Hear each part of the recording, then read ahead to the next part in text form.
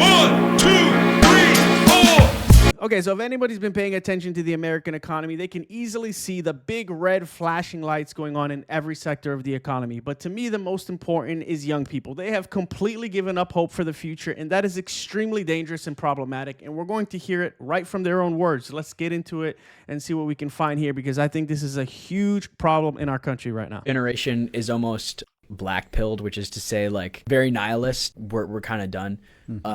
And I think that's kind of sad, but I think it's as far as when I think about the future, for a lot of my generation, everyone's just kind of like, oh, like we're done. Like, you mean like I think prospects of like the there's American little hope dream? There's just a lot of disillusionment in everything Of homeownership, like having a family, especially like, homeownership. I think, people wanting to have a family. I think that there's studies that a large amount of people believe now that it's unrealistic for us to even have a family, financially, and there's just not a lot of value on that anymore. And I think it's just a lot of our circumstance, and also growing up in COVID and having all of that happen.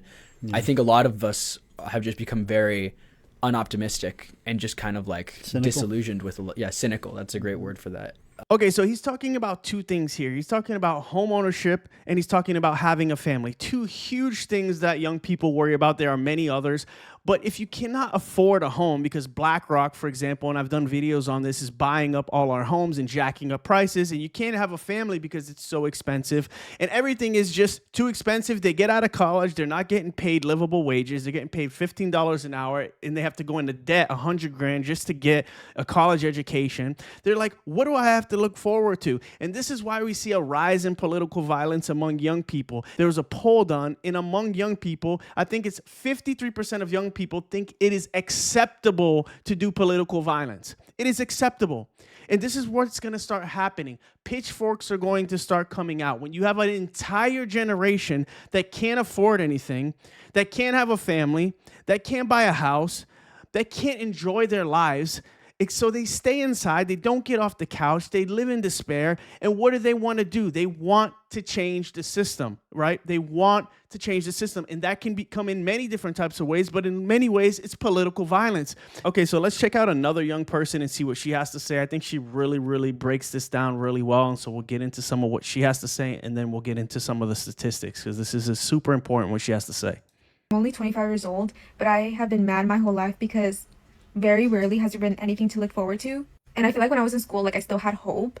But now, as an adult, and even having more knowledge and ways to navigate the world, I don't feel any sense of hope at all, or a purpose, or something motivating to keep doing what I have to do in order to survive. Because the entry to get into a job is horrible. The amount of jobs available is horrible. Even if you get a job, a lot of people are getting layoffs. You never have the security. But okay, the entry, they're paying pennies to start.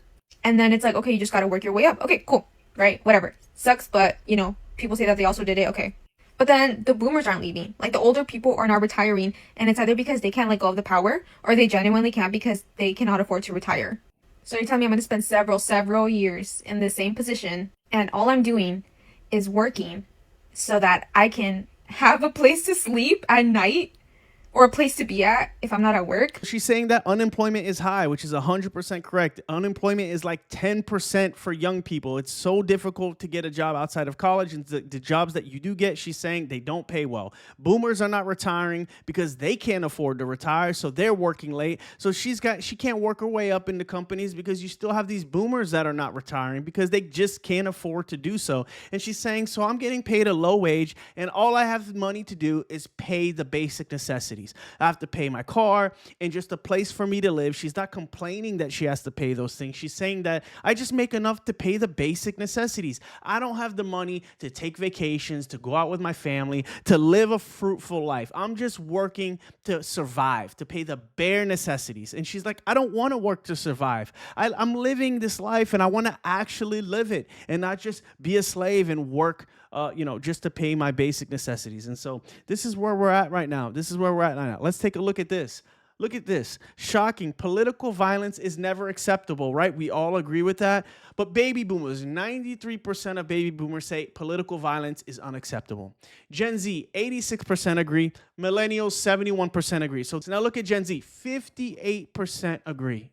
Only 58%. They are not willing to just accept the political and economic situation as it is, and they're willing to not do things peacefully because they are so desperate. They are so hopeless. Do I agree with this? Absolutely not. In every sense, violence is wrong. But they want to upend the system because it's getting to a point where they see no ability in the future to make money, right, to make a livable wage and to live a decent life, right, without having to work just to survive. This is where we're at. Okay, now look at this. Shocking stat of the day. 10.5% of Americans aged 16 to 24 are currently unemployed. The unemployment rate for this age group is now back above 10% for the first time since the pandemic. That is depression level unemployment. That is, I am waiting in a bread line to get food because I can't find a job level of unemployment. Like, that's how bad it is. We need these young people to be able to work, to contribute to society, to pay taxes, to have that money coming in the treasury, and for them to feel like they are working towards something. You get out of college, you're like excited for life.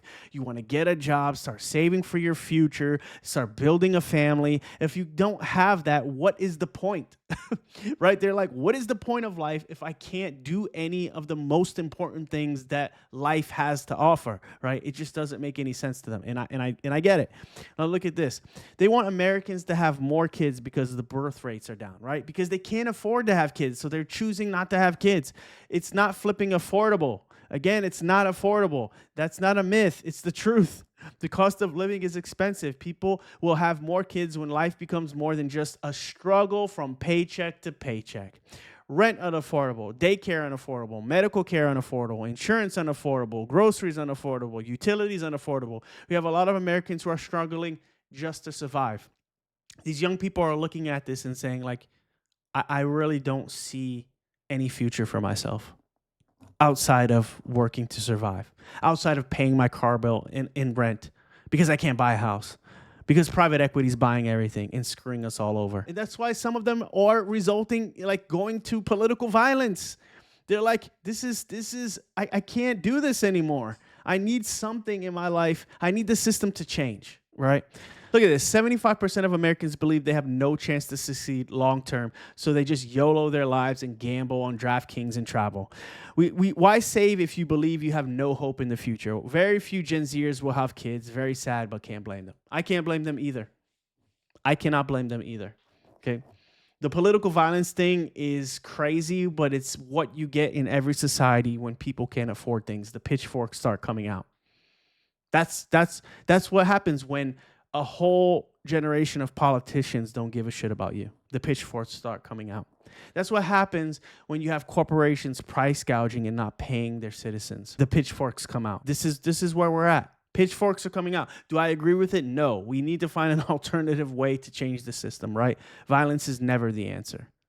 But this is where we're at. People are losing their patience and want a better future. That's what these young people want, and that's what they deserve.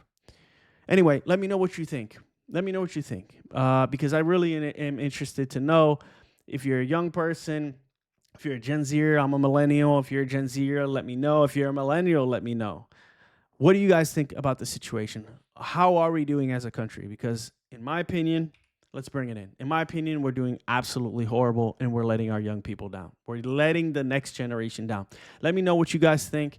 Let me know in the comments, like, subscribe if you like my videos. I would really appreciate it. See you in the next one.